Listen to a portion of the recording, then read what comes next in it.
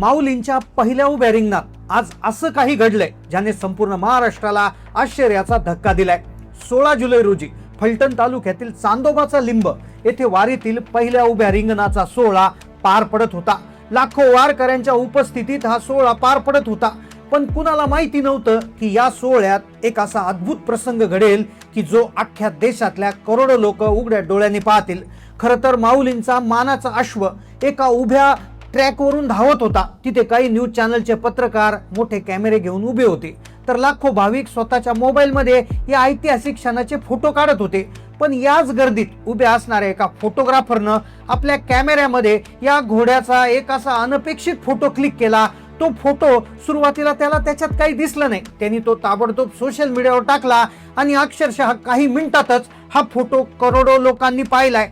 Social मीडियावर प्रचंड viral झालाय हा फोटो। खरं तर तो फोटोग्राफर तिथे रिंगणाचे फोटो काढायला गेला होता। त्याने दिवसाभरात शेकडो फोटो काढले, पण तो संध्याकाळी जेव्हा प्रवासाचा थकवा घेऊन घरी गेला त्याने लॅपटॉपवर फोटो पाहायला सुरुवात केली। त्याला सुरुवातीला काही बरेचसे फोटो धुरकट आणि ब्लर दिसले। त्याला माऊलींच्या अश्वाचा एक पूर्ण फोटो हवा होता। त्यावेळेस त्याने हा फोटो काढला, तर त्यावेळेस तो फोटो पाहत असताना तिथे एक फोटो दिसला। त्या फोटोमध्ये अचानक एक सूर्यप्रकाश आल्याचं दिसलं आणि त्या अश्वाच्या जमिनीवर एक सावली पडलेली दिसली आणि त्या सावलीमध्ये जी आकृती त्याला दिसली ती आकृती पाहताच फोटोग्राफरचे डोळे लख प्रकाशाने दिपले। त्याने तो फोटो सोशल मीडियावर शेअर केला आणि पाहता पाहता काही सेकंदातच हा फोटो करोडो लोकांनी पाहिलाय। विज्ञानावर अजिबात विश्वास नसणारे लोक आजही उघड्या डोळ्यांनी जे पाहतोय ते खरोखर त्यांचा विश्वास बसत नाहीये। मग काय होतं त्या फोटोमध्ये? घोड्याच्या सावलीने जमिनीवर असा कोणता आकार घेतला होता की ज्यामुळे क्षणामध्येच करोडो लोकांनी तो फोटो पाहिलाय। काही लोक त्याला चमत्कार म्हणतायत, तर काही लोक विज्ञानाचा एक अद्भुत नमुना म्हणताय। मग काय होतं त्या फोटोमध्ये? चला जाणून घेऊया आजच्या या संपूर्ण सविस्तर रिपोर्टमध्ये। माऊलींची वारी 8 जुलै रोजी आळंदीतून निघाली होती। मुक्काम घेत घेत घेत ती आजपर्यंत लोणंद पर्यंत तिथे आली होती आणि लोणंद नंतर एक महत्वाचा सोहळा असतो उभ्या रिंगणाचा। उभं रिंगण जे माऊलींचं पहिलं असतं, जे चांदोबाचं लिंब या ठिकाणी भरत असतं। आता तिथेच एक अद्भुत घटना घडणार होती ज्याची कल्पना कोणाला नव्हती। खरं तर ही वारी जेव्हा सुरू झाली होती तेव्हापासून एक ना एक अविश्वसनीय घटना घडत होत्या। माऊलींची पालखी जेव्हा 8 जुलै रोजी प्रस्थान करणार होती तेव्हा इंद्रायणीला प्रचंड पूर आला होता, पण काही क्षणातच अगदी 8 जुलैच्या रोजी ज्यावेळेस माऊलींची पालखी निघायची होती त्यावेळेसच तो पूर एका क्षणात गायब झाला।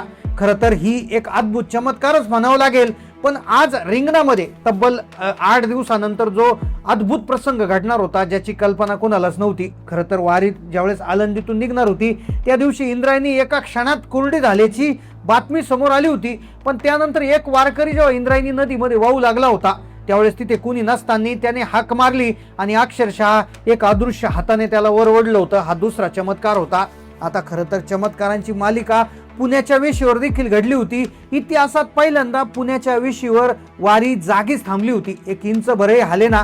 खरं तर हे प्रसंग पुढे होत होते, पण तेवढ्यात जेजुरीच्या अलीकडं एका ठिकाणी एक अपघात घडला आणि संपूर्ण वारीच्या प्रवासाला गालबोट लागलं। एक दुर्दैवी प्रसंग घडला आणि ज्याने वारीमध्ये एक प्रचंड दुःखाचं वातावरण घडलं होतं। खरं तर मग त्यानंतर वारी जेजुरीहून लोणंद इथं आली, पण मध्ये निरा स्नानाचा तो अद्भुत सोहळा करण्यात आला जिथे माऊलींच्या पादुकांना निरा नदीमध्ये आंघोळ घातली जाते, स्नान केले जाते। तर हाही सोहळा जो होता तर तो 15 जुलै रोजी अख्ख्या महाराष्ट्राने पाहिला। पण 16 जुलैला उभं रिंगण होतं।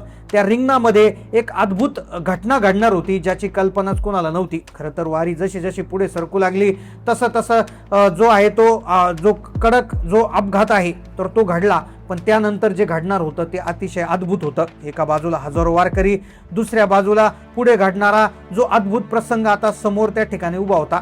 आता खरं तर वारीमध्ये जर आपण बघितलं तर दररोज चमत्कार घडतात असं लोक म्हणतात। लाखो लोक जे आहेत चालत असतात पण कुणीच उपाशी राहत नाही, अशा प्रकारचे चमत्कार घडतात। पण खरा चमत्कार आता उभ्या रिंगणात घडणार होता जेव्हा फलटण तालुक्यातील चांदोबाचा लिंब येथे लाखो वारकरी उभ्या रिंगणाच्या मैदानाच्या दोन्ही बाजूला उभे केले जातात।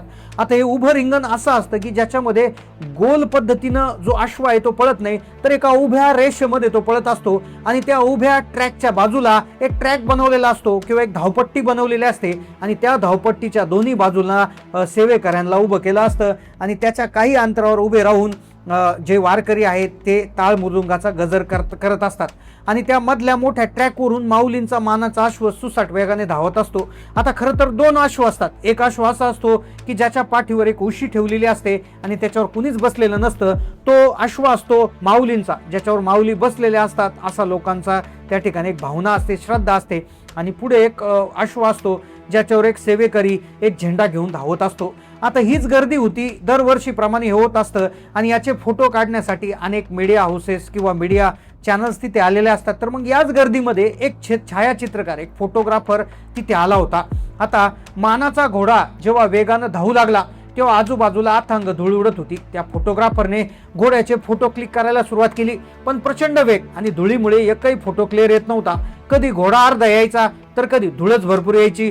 फोटोग्राफर थोडा निराश झाला होता, पण त्याने शेवटचा प्रयत्न म्हणून कॅमेरा घोड्यावर लोखला आणि एक अंतिम क्लिक केलं, शेवटचा फोटो काढला.